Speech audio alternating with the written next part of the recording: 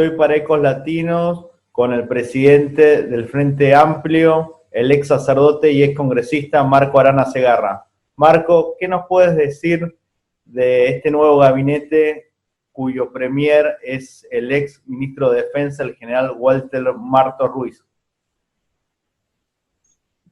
Bueno, en principio esperar que que pueda tener un mensaje más abierto, más amplio para resolver los graves problemas que tiene el país y no como pasó con el breve premier cateriano, ¿no? Que a pesar de haber hablado y dialogado con las fuerzas políticas, en realidad tuvo un mensaje confrontacional y poco cuidadoso con los temas de salud y los temas sociales que estamos afrontando por el tema de la pandemia. Vamos a escuchar esto al nuevo premier.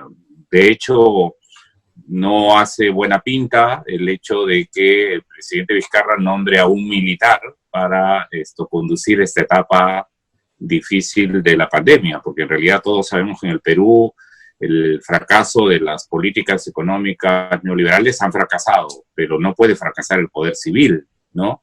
Es importante que se mantenga un enfoque de diálogo, de concertación, de apertura, y eso es lo que vamos a ver, pero la verdad es que somos bastante escépticos. ¿Y qué opinas de la continuidad de la ministra de Economía, María Antonieta Alba, y del ministro de Educación, Benavides, que han venido siendo cuestionados desde hace mucho tiempo?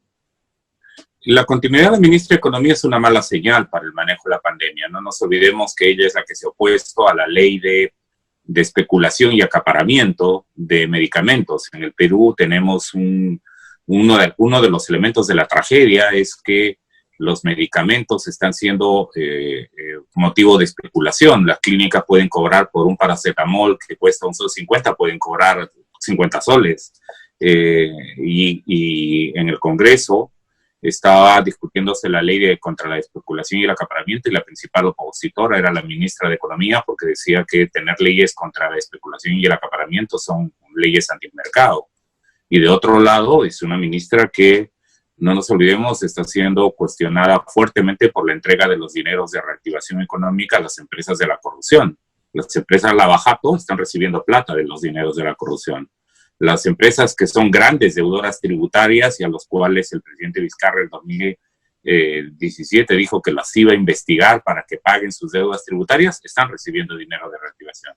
Entonces tenemos una ministra que tiene las arcas abiertas para dárselas a las empresas investigadas por corrupción, mientras hay muy poca eficacia para las pequeñas y medianas empresas. Así que por ese lado no es una buena señal.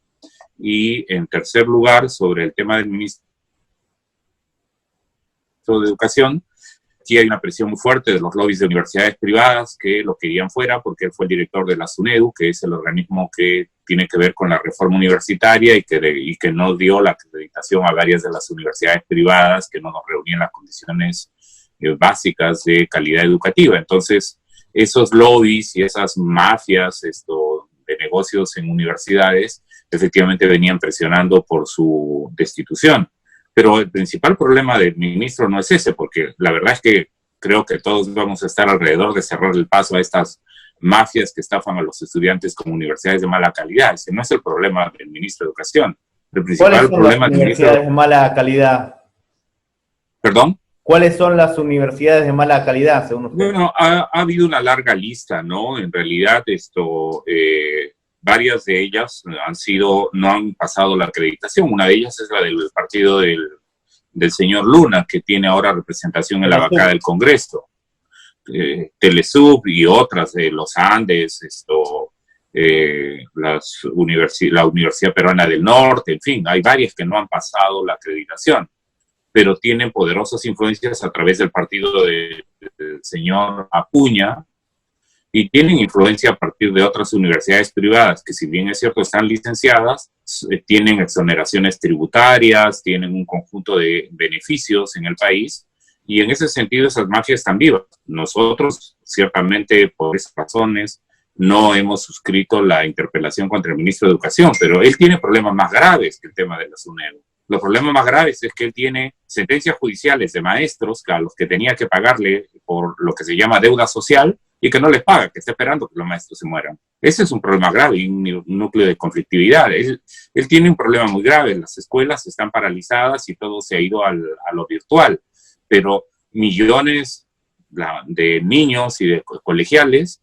muchas veces no están teniendo acceso ni siquiera a Internet, y él tenía que haber sido eficiente en la compra de tablets que anunciaron hace 3 meses para que los chicos de las escuelas pudieran tener por lo menos el soporte físico de acceder a las redes, y ni siquiera ha podido suscribir ese contrato. Entonces, los problemas del ministro de Educación, por el lado de las mafias, yo creo que hace bien el presidente Vizcarra de pararse.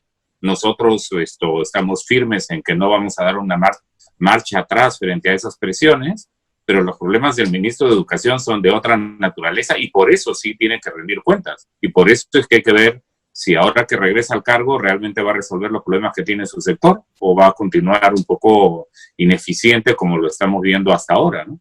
Hay un tema que preocupa a muchos peruanos que están fuera de su patria, que es el tema de los vuelos humanitarios. Se están diciendo que les cobran montos de dinero para la repatriación y que también tienen que cumplir una serie de requisitos. ¿Cómo van a hacer la fiscalización desde el Congreso de la República, desde la bancada del Frente Amplio?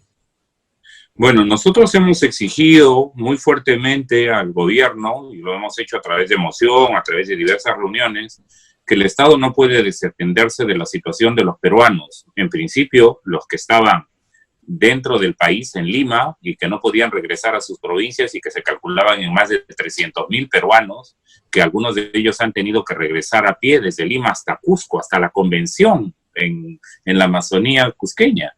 Bueno, incluso en el exterior dice que muchos peruanos de Chile tuvieron que ir caminando hasta Perú. O sea, sí, eso digamos, es la situación sobre todo de los varados que están fuera de su patria. Y el segundo tema es el de los peruanos efectivamente fuera, en el exterior. Se insistió, se presionó mucho, se logró que en algún momento, incluso a través de la Cancillería y del Mincetur, hubieran convenios, por un lado con las empresas aéreas y por otro lado con hoteles donde tenían que hacer la cuarentena. Lamentablemente ese proceso fue muy poco transparente, porque ahora sabemos que hoteles de 5 estrellas fueron contratadas para hacer cuarentena y no hubo ningún criterio de transparencia para decir por qué habían hecho cuarentenas en hoteles de 5 estrellas y por qué algunos sí le hicieron y a otros no. Eso ha quedado pendiente. ¿Quién es el encargado de hacer estos manejos poco transparentes? La Cancillería, y en este caso entendemos que lo hizo con el Mincetur, que es el que tiene las relaciones con hoteles. Pero bueno, lo bueno de eso, Ministerio de Comercio Exterior y Turismo, es que la gente regresó, por lo menos regresaron algunos, pero entendemos que algunos otros todavía han seguido y siguen fuera del país, y efectivamente allí sí entendemos que hay una desatención de parte de la Cancillería y de nuestros consulados para poder organizar en algunos casos con los propios países de origen. Lo que pasa es que al inicio, por ejemplo, yo mismo intervine cuando el gobierno alemán tenía que sacar a miembros de su delegación en Perú, en las diversas regiones, mandó 2 o 3 vuelos y de eso se aprovechó para que quienes estaban en Alemania pudieran regresar al Perú y quienes tenían que salir del Perú regresaran a Alemania. Pero entiendo que ese tipo de situaciones no se está dando y que ahora he escuchado, porque nos llega a través de los medios, que alguna familia, algún grupo de peruanos informan a través de los medios, a pesar de que tienen bancada parlamentaria. Porque usted recién dijo, he escuchado a través de los medios. Esta es la no, es que información no todos los peruanos le escriben. Es que no todos los peruanos que están en el exterior le escriben a la bancada del Frente Amplio. Algunos de ellos llaman a medios de comunicación. Yo me he enterado, por ejemplo, que había peruanos varados en Singapur. ¿Qué medio tengo yo como bancada para saber quién está en Singapur? O sea, sí, aunque tiene representantes de Lima y exterior. O sea, tienen gente que tiene que ver el tema de las colectividades. Sí, por eso, al margen de esto, ¿cómo van a trabajar el Distrito Electoral 27? Ya que por primera vez en la historia los peruanos en el exterior van a tener 2 representantes en el Parlamento. ¿Cuáles van a ser el criterio de preselección desde el Frente Amplio para estos 2 curules? Bueno, en principio nosotros hemos aprobado esa ley que recuérdese que fue el fujimorismo, Rosa Bartra, la presidenta de la Comisión de Constitución, la que sacó la posibilidad de que los peruanos estuvieran representados. Particularmente en el Frente Amplio nos hubiese gustado que la aprobación de ese derecho fuera un poco más amplio, porque estamos hablando de una diáspora muy importante de peruanos en el exterior. Pero la realidad y es ya que se aprobó. hay Para dos comenzar, curules. En este caso, ¿ustedes cómo van a elegir los candidatos para el Distrito 27? bueno, es un tema en el que nosotros estamos con llana disposición a que se haga, pero estamos exigiendo que la OMP y el Jurado Nacional de Elecciones reglamenten la ley, porque, por ejemplo, en este momento solo pueden ser candidatos los que están inscritos en el registro electoral peruano. Peruanos que hay en el exterior se van a poder inscribir en el registro electoral de los partidos políticos, es algo que todavía, como la ley se acaba de aprobar, es algo que el Jurado Nacional de Elecciones no ha aclarado. O se van a admitir que van a haber comités de partidos fuera del Perú, eso es tampoco otro tema que falta aclarar en esa ley. O van a tener que ser admitidos como invitados en las listas. Y el porcentaje de invitados en las listas, como sabemos en este momento, está limitado a 30%, se está discutiendo si podría ser 40%, y entonces el tema que lo tiene que resolver en la reglamentación de la ley el Jurado Nacional de Elecciones y la OMP es cuál es la condición jurídica de los peruanos en el exterior para participar. ¿Pueden crear un comité reconocido por el Registro de Organizaciones Políticas del Perú en el exterior o van a estar como invitados? ¿Tienen que estar inscritos en el registro de militantes de un partido o hay una situación de excepcionalidad? Eso es lo que estamos exigiendo, que se aclare inmediatamente, porque recordemos que hasta noviembre... en el exterior, ¿no? ¿Quién es el representante del Frente Amplio aquí en Argentina? En realidad hemos estado en Buenos Aires, hemos estado en contacto siempre con un grupo de compañeros. Yo en este momento no tengo exactamente los nombres, el coordinador nacional es el responsable del tipo de contactos que hay. Hay un coordinador nacional y usted como presidente del partido no sabe quién es, pero bueno, por lo menos